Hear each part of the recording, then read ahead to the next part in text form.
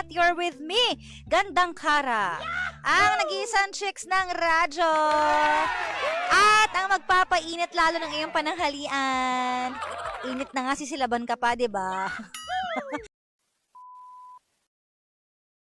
Bakit nga ba ganun, no? May mga tao na nakikita na lang nagagalit na yung kasama nila or kaibigan nila or jowa nila, pero lalo pa nilang iinisin. Sa halip na tumigil na lang at mag-walk away, parang yun nga, talagang nagtitrigger ka pa. Dapat para hindi na lumaki ang gulo kapag alam mong galit na, tumahimik na ang lahat. Kasi that's the only way para magkaroon pa ng peace at ma-save ang inyong sanity and ang inyong respeto sa bawat isa. Dati, ganyan ang pagkatao ko kapag away-away talaga, sugod kung sugod, 'di ba? Sagot kung sagot. Pero ngayon natutunan ko ng tumahimik, tapos na-realize ko silence is power pala.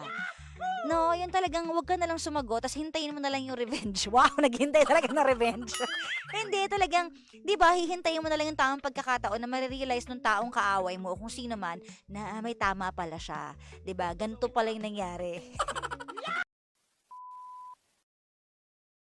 Kumain ka na dyan kung bad trip ka para kahit paano mawala-wala. 'Di ba? Nakakapawi daw ng kalungkutan at galit ang pagkain. Ay! Lalo na kung favorite food mo yan or comfort food mo yan. So, go lang, ipamper mo lang ang sarili mo. Kumain ka ngayong lunchtime kasi mabuburn pa naman yan mamaya eh. Wow! Mabuburn pa naman, of course. 'Di ba? Kilos-kilos lang din. Hindi yung after kumain, tulog tayo ng tulog, no? Oo, higa agad. Sabi nga ni Sisa kanina, mukha daw akong punda ng unan. Inggitera. Hindi naman refreshing sa mata actually, 'di ba? Ni-impacta ako ni Sisa, inggitera siya. Alam mo ngayong summer daw, dapat daw talaga light yung colors. Oo. Kapag winter, dark yung colors pag malamig. Diba? Pero in fairness, refreshing, fresh. Ang itim talaga ng Diba? foundation na gamit ko ngayon. Bakit yan? Eh kasi naman, yung paborito kong yung binibili natin, O, asa na? Wala na. hindi nag-phase out na yung ano, yung magpapalit daw kasi yata Mm-mm. yung powder nila. Oo. Ang layo na pala sa ano sa mukha ko dahil Mm-mm. nagre-retinol na ako. May Oo. pagano'n ka pa. Bakit? Ikaw kasi 'di ba hindi ka nag-skincare? Hindi ako Ganda, nagaganon. no? Eh kasi the more na naglalagay ako, the more nasisira yung mukha ko eh. Hindi, Wow. promise. Sensitive yung balat ko. Parang naiinis siya kapag may nilalagay na kung ano. Na-experience Ako din ko na yun. naiinis na eh. Yung So, nagsimba naman ako kahapon pero tinatamnan na mo ako ngayon ng inggit. Anong kinakain mo? wala nga ako makain. Hindi pa nga ako makain. Kapag puyat ka, Tinapay lang ako nahagard kanina. ka din? Oo naman. Iba yung nakakatanda kasi ang puyat eh. Ano ang definition itsura. mo? Wow! Hindi, totoo yan. Napansin ko, pag maaga ako natutulog at maaga ako nagigising, iba yung glow ng mukha natin. Pero pag Talaga? puyat ka, iba din. Oo. Yun. Hindi niya ginaganon yung inaamba-ambaan niya. Girl, mapapatili ka na. Oh my God! Baka mamaya ano Ay, mga inyoksak Siyempre, mo baka yan. matulak siya ng demon eh, di Oo. ba? Hindi Okay. Bakit? Di ba? Yung sa may demon. May demon ka na naman. Tapos yun, sabi ko nga, ano ba tong tatay na to? Parang Mm. di siya natatakot yung anak niya umiiyak, te. Ay, sana mahuli yan para mabigyan ng leksyon. Sana. Kasi meron namang, bakit naman ako, hindi ako nananakit ng bata pero matino naman yung mga anak ko kahit paano. Hindi sila perfect kasi ayaw kong sabihin na perfect yung mga, may mga kasalanan din yan. Oo naman, hindi perfect. Oo. Anak ko, chismo-chismosa ng anak mo. Pero alam kong matino sila. Kumbaga, hindi ko na sila kailangan paluin or sabihin na Oo. huwag kayo magtatry ng mga bagay na masama like yung ini-intake natin Tsaka na malambing yung mga anak mo. ano, Never ko silang nakita in person at nadalaw dito na hindi Lumapit. lalo na si David kasi si David yung mayakap, 'di ba? Si Kayla, ang ano ko doon ay talagang makakahuntahan mo talaga yung bagets sa yon. Malalaman mo ang mga Sikreto. bagay-bagay. Yung mga kinikip ni Gandang Kare, yung mga keep si me, nalalaman mo dahil. Out na itong naka one night stand Teka lang niya. muna, ikaw ba may Mm. nag-attempt na sa'yo na magyaya ng one night stand? Teka, iniisip ko. Parang wala. Wow. Naisip ko Saan ka parang wala nakatira, eh. te? Sa probinsya?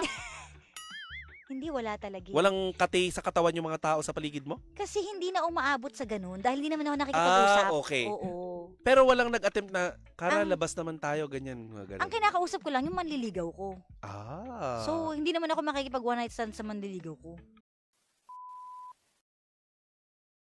Hindi nga. Ganun lang talaga, as in usap lang. Talaga? Oo. Oh. Ganun. So, Boring. matitino, in fairness, matitino lahat ng mga naging boyfriend ko at nanligaw sa akin. Hindi lahat. Grabe siya. Mm. Hindi naman ganun ka-perfect Oh, lahat. Ayan. Very good. Ayusin mo yung statement mo. may mga ex ka na kilala ko. Hindi kasi in fairness naman, wala silang mga bisyo lahat. Mabait sila sa family ko. Mga ganun. Yan. Ayos. Yes. Okay. Okay, Balik tayo. balik na tayo dun sa ano. Teka, nadidiskarel ako eh. Huwag ka na. Ay nako. Kamusta maghapon ko ngayon? Today, wala naman akong gaanong physical activities today. Nag-gym lang ako bago magprograma. Pero, maliban dyan, wala akong gaanong physical activities today, mga panggano. Pero pagod ako ngayon. Ano yung pag-meeting? Meeting namin kada Martes, yung aming corporate meeting dito sa office namin. Nakaupo lang naman kami, nagkukwentuhan kami, pero naghahanap kami ng mga solusyon sa mga problema ng yung mga office nakakapagod din eh, no? Pero masaya, accomplish. Magandang gabi po sa lahat ng mga nasa mga yung pangit na mood, ha? Kasi nagpa-car wash kanina pero umulan.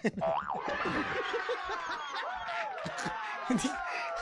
Alam mo, malapit na talaga maging totoo yan, ha?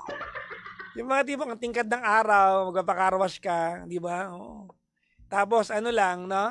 Yung car wash mo, wala pang 2 hours. Uulan. Tapos sa malapit, yung ulan, yung saktong lang, aangat lang yung alikabok para magputik lang yung pinuhugasan mong sasakyan. Aba!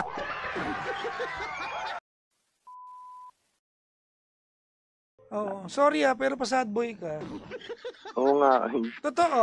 Ewan ko. Hindi ko alam, Siguro po. naghahanap ako ng tamang term. Pero pa sad boy Siguro. ka, di ba? Siguro. You successfully intertwined what happened in the office that could probably has been your fault. You cannot tell me na pinagtulungan mo ang dalawang tao. Alam ka naman silang dalawa yung mali.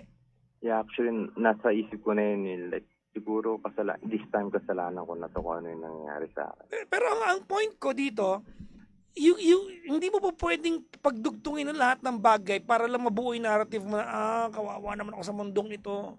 Okay. Kung ewan ko po kung nakikinig or wag na lang pong makipag-ano Kumbaga, sa kung amin hindi ng- niya kaya i-commit yung pagiging tatay full-time, kahit hindi Opo. naman niya kailangan maging partner sa'yo, di ba? Pangatawanan lang niya Opo. obliga. Tama naman yun. Mm-mm. Hindi yung para siyang inuki. Alam mo yung inuki? Opo. Ano yun? Kabute?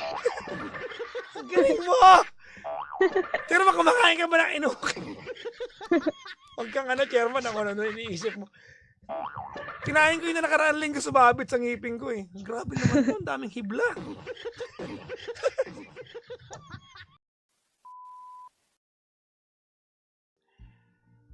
I'm so excited to go home. I want to eat. Oh, let me eat my dinner. Oh.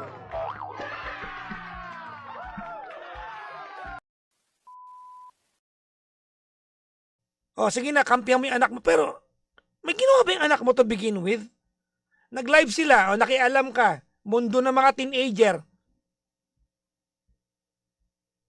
Sumali ka sa usapan.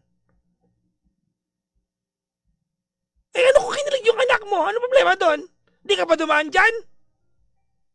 Alam ko naman po yun. Ang iniiwas ko lang siya doon sa babae. O, pero huwag mo gawin ng live. Wala ka din sa Pilipinas. Hindi mo gaya ng lagong lesson sa inyo, pag nasa abroad ka, yung control mo sa mga bagay na nagaganap dito, limitado.